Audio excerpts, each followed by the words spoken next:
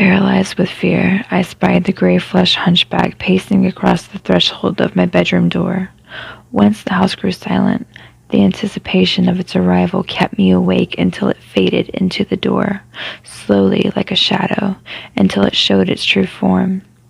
How can you sleep when you know that the monster is coming? Folds of skin hung off its ribs and sagged into a pot belly cradled with skinny, snake-like arms. It was naked, yet sexless. I never saw it smile as it hid its perilous grin with its taloned hands.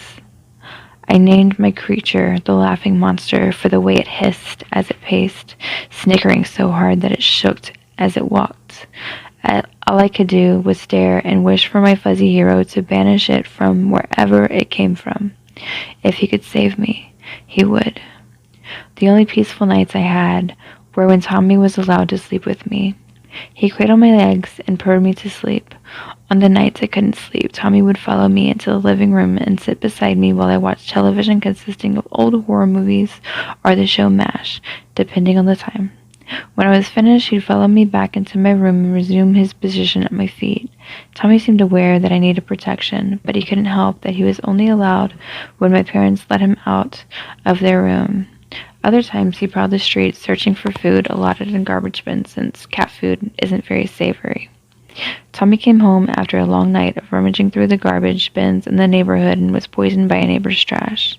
He only made it home to say goodbye and died in Mom's arms. I didn't see him pass away or watch him be buried in the backyard. I was just told what happened later that day when I asked where Tommy was. Going to bed that night was nothing short of a heart-wrenching nightmare. All I could hear were the yelling cries of his corpse circling the house. It was like a wolf screaming at the moon in our yard. At times, it felt like he was still alive and desperately wanted in. His paw tapped at my window, pleading for an entrance. How could I deny my protector? It was an impossible night, repeating, "This isn't real." All he wanted to be with me, to say goodbye one last time, but I knew it wasn't really him. Tommy had died, and an imposter was using his body to try to break in. But why? Without a soul inhibiting his body, I couldn't let the monsters win. After that night, I wasn't as afraid of the laughing monster. I had denied the Dybbuk possessing the bones of my loving protector, and it couldn't get much more frightening than that. My laughing monster no longer had control over my fear. It was just something I didn't enjoy, a bad experience on repeat. Boredom creates complacency, so my monster invited some friends to spice things up. It paced while shadows all around me circled my room.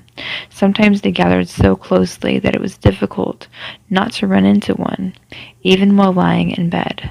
Touching a shade of darkness is like touching a frozen spot in the room.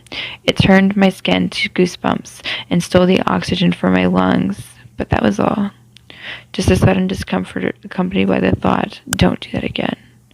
I felt claustrophobic in my shadow-infested room, but it was insignificant compared to hearing Tommy's cries for help.